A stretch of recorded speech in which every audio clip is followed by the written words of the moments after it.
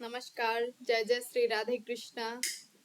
आज का वीडियो का टॉपिक है हमारे कौन कौन से ऐसे गुण होते हैं जो हमारे चरित्र को महान बनाते हैं। जैसे सोने को चमकने के लिए उसको पीटना पड़ेगा, उसको काटना पड़ेगा, तपना पड़ेगा, फिर जाके सोना चमकता है। उसी प्रकार से हमारे अंदर भी कुछ क्वालिटीज, कुछ गुण होते हैं, होना जरूरी है जो हमारे चरित्र को महान बनाते हैं।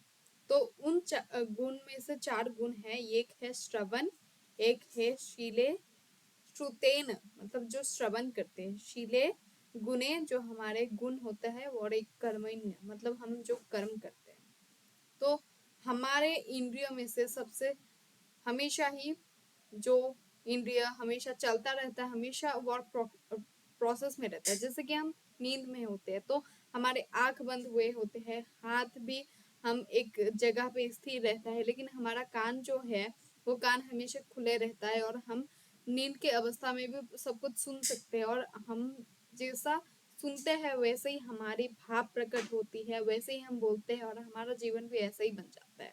तो इसीलिए जब हम निगेटिव की तरफ बढ़ते हैं, सुनते हैं, मतलब हमको लगता है कि हम किसी की निंदा हो रही है, किसी की पर चर्चा हो रही है, तो हमको लगता है कि बस हम सुन रहे हैं, तो सुनने से क्या फर्क पड़ता है, हम तो गलत कुछ भी नहीं कर रहे। लेकिन हम गलत जो सुन रहे हैं, उस गलत सुनते सुनते हमारे बीच में जो भाव प्रकट होता है, उसके बाद हम भी वो वर्क कर लेते हैं। इसीलिए हमको क्या सुनना चाहिए, क्या कौन सा चीज हमारे लिए अच्छा है, बेस्ट है, उसमें हमको डिफरेंस कर लेना चाहिए। हमको जो अच्छा है उसे सुनना चाहिए। जैसे कि हम भगवत कथा सुनते हैं तो हम भागवत की जो पर्सनैलिटीज है, या फिर भगवत कथा सुनते सुनते कृष्ण के प्रति हम अट्रैक्टिव होते हैं, कृष्ण भक्ति के प्रति हम कृष्ण कॉन्शियस होते हैं।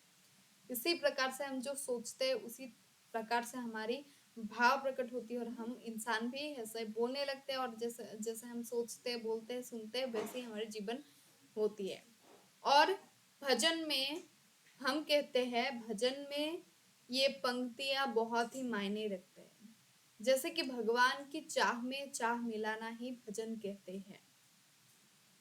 भगवान जो चाहते हैं, उनके जो चाहने में हमारी जो चाह है उसको मिलाना ही, भगवान जो चाहते हैं हम भी उनके राय में राय मिलाना, उनके चाह में अपनी भी इच्छा रखना, के सारे इच्छाओं को दूर करके भगवान जो जैसे हमको दे रहे हैं जिंदगी, उनकी वैसे ही लाइफ स्टाइल में खुश रहना ही भगवान की भक्ति होती है। सिर्फ माला करना, भजन करना, फूल चढ़ाना, धूप प्रदीप जलाना, ये सारे भक्ति नहीं है। भक्ति में और एक पंक्ति है जो जहाँ पे हमारे आंखों पे आंसू हो और अंधरों पे मुस्कान, मतलब हमारे आंखों में, नैनों में, हमारे आंखों में आंसू जहाँ पे हो और जहाँ पे हमारे होठों पे मुस्कान हो, उसी जगह वहां पर ही हमको भक्ति प्राप्त होती है।